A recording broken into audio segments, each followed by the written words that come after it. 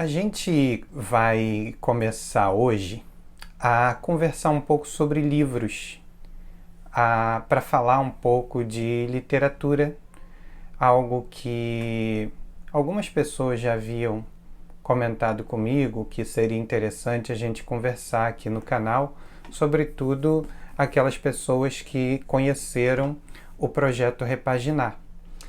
E hoje eu escolhi para a gente conversar sobre esse livro aqui, Clarice.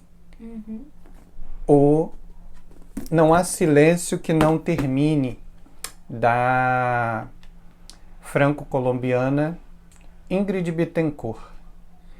Ingrid escreve esse livro pela Companhia das Letras. Esse livro é de 2010. E eu vou te mostrar agora a sinopse dele. E aí a gente conversa um pouco sobre essa bela obra. Filha de uma tradicional família colombiana, educada na Europa, Ingrid Betancourt resolveu abandonar a segurança de uma vida confortável para dedicar-se aos problemas de seu conturbado país. Elegendo-se sucessivamente deputada e senadora, Ingrid fundou em 1998 o Partido Oxigênio Verde, com o objetivo de trazer novas esperanças à política colombiana, marcada pela violência sectária e pela corrupção. Interessada em promover o diálogo entre as diversas facções da guerra civil que há décadas dilacera a Colômbia, a jovem senadora resolveu em 2001 lançar sua candidatura às eleições presidenciais.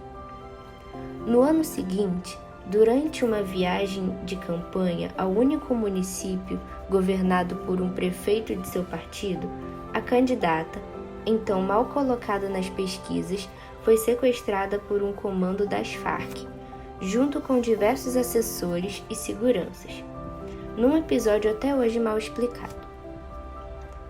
Levada para o interior da selva em inúmeras viagens de barco, caminhão e marchas a pé, Ingrid se viu repentinamente desligada do convívio dos amigos e da família, isolada do mundo exterior em meio a guerrilheiros fortemente armados. A autora de Não Há Silêncio que Não Termine passaria mais de 6 anos em poder das Farc. Sua visível agonia, documentada por cartas e provas de vida em vídeo, bem como sua libertação numa célebre e cinematográfica operação do exército colombiano em 2008, chamaria novamente as atenções do mundo para o conflito que atualmente ameaça a paz no continente sul-americano. Esse livro é o relato contundente de sua experiência como prisioneira da guerrilha narcotraficante, em meio à fome, à doença e às humilhantes condições impostas pelos sequestradores. Os momentos mais dramáticos de sua longa crônica de desventuras certamente são as desesperadas tentativas de fuga. Decidida a recuperar sua liberdade a qualquer custo, Ingrid tentou escapar diversas vezes, sendo invariavelmente recapturada pela guerrilha, faminta e perdida na selva. Obrigada ao convívio quase permanente com os companheiros de sequestro, a autora relembra a rotina tensa do cativeiro, em que a posição de um colchão ou uma suspeita de favorecimento na distribuição de comida geravam desentendimentos por vezes violentos.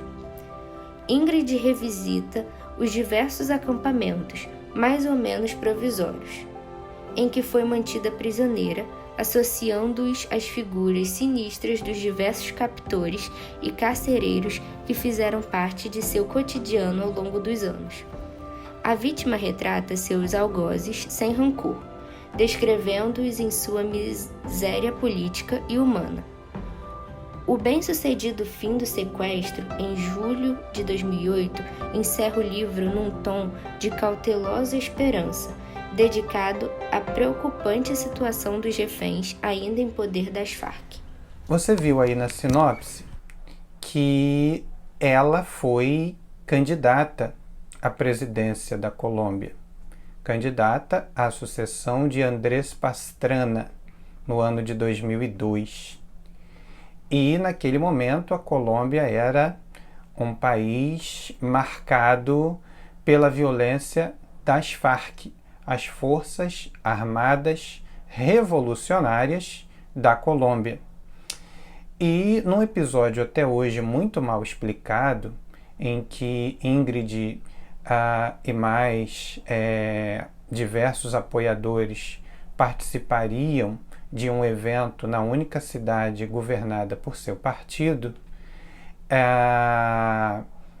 e ela seria conduzida primeiro por via aérea e depois não foi possível, e no final das contas nem segurança ela teve, mas manteve a postura de comparecer ao evento. No caminho para esta cidade, Ingrid é sequestrada juntamente com uma assessora sua de nome Clara. E o livro descreve os 6 anos, os mais de 6 anos, em que Ingrid Betancourt permaneceu sequestrada pelas Forças Armadas Revolucionárias da Colômbia e permaneceu sequestrada no meio da floresta amazônica, do lado colombiano. E o livro ele vai descrevendo diversos momentos desse cativeiro e os contatos de Ingrid com diversos dos líderes das Farc. A Ingrid chegou a ter contato com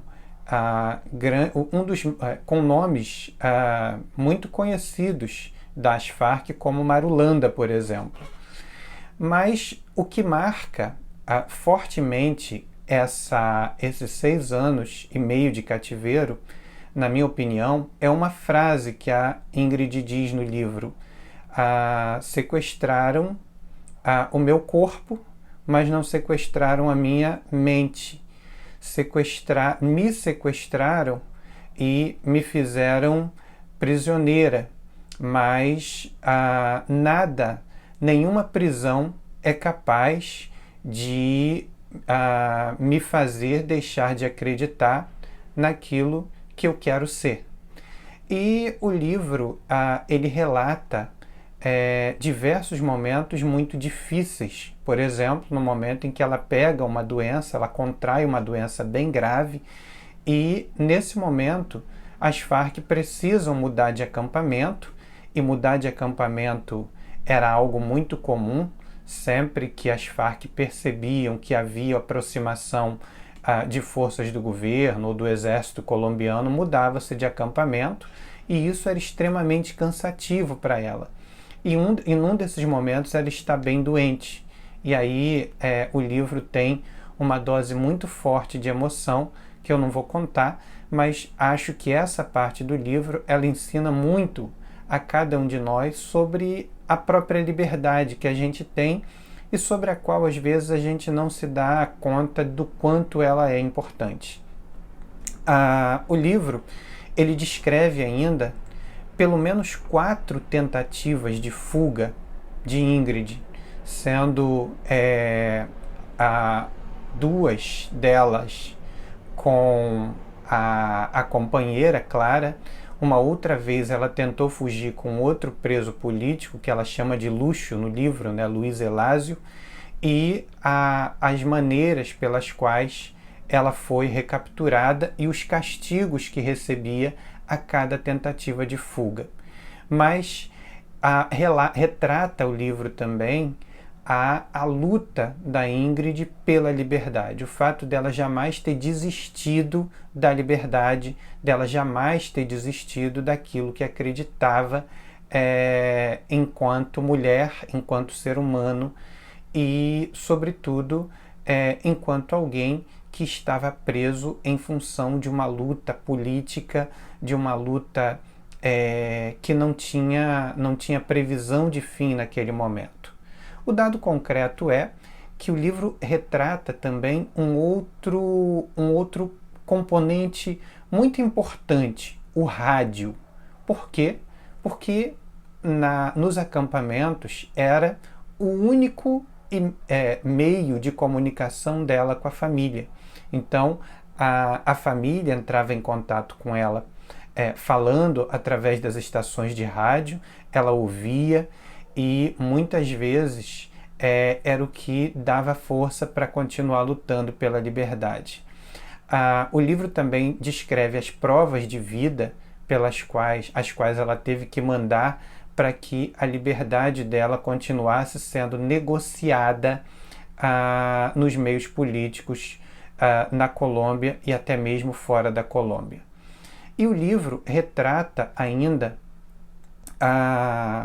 o empenho pessoal da família da Ingrid pela sua libertação, inclusive os contatos da família dela com o governo francês, na época o presidente Sarkozy, com a finalidade de buscar uma libertação. E a libertação de Ingrid propriamente, que se dá em 2008, numa ação espetacular, vista na época pela imprensa mundial como uma ação espetacular de libertação dela e de outros presos políticos, por exemplo, Consuelo González, naquela ação do exército colombiano, pondo fim a pouco mais de 6 anos e meio de sequestro. Recomendo muito a leitura, é um livro que vale a pena ler, é um livro sobre liberdade, é um livro sobre confiança, é um livro que tem trechos extremamente tristes, tem momentos engraçados porque por mais prisioneiro que a gente esteja, por mais duro que seja o cativeiro, é possível você ter bons momentos. Há quem diga que é possível você ter bons momentos, inclusive num campo de concentração. E não que aquilo ali seja bom, mas que é possível, diante da empatia humana, você produzir bons momentos ao lado de alguém. Então, esse é um livro que eu recomendo muito a leitura, é um livro que te emociona, é um livro que faz você refletir, é um livro que faz pensar sobre a luta política desmedida, e é também um livro que, de alguma maneira, faz a gente aprender muito sobre a história política ou parte da história política de um país como a Colômbia. E a gente vai voltar a conversar sobre livro no próximo vídeo, claro, sem esquecer das nossas outras conversas aqui, os nossos Conta de Novo, as nossas aulas, enfim. Espero que você continue com a gente aqui curtindo o nosso canal. Um abraço, tchau!